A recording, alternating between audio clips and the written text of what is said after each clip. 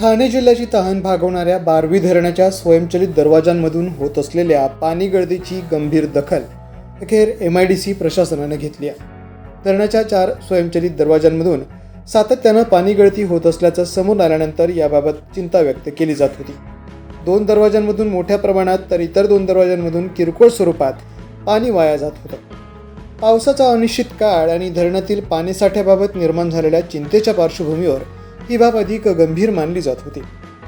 प्रसारमाध्यमांमध्ये वृत्त प्रसिद्ध झाल्यानंतर MIDCच्या वरिष्ठ अधिकाऱ्यांनी तातडीनं दखल घेत तांत्रिक पथकाला घटनास्थळी पाठवलं.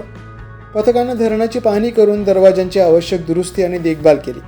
या तातडीच्या उपाययोजनानंतर आता धरणाच्या 4ही स्वयंचलित दरवाजांमधील पाणी गळती पूर्णपणे थांबली असून दररोज वाया जाणाऱ्या लाखो लिटर पाण्याची बचत झाली आहे. सध्या बारवी धरणाच्या एकाही दरवाजातून पाण्याचा थेंबही वाया जात नसल्याची माहिती प्रशासनाने दिली आहे.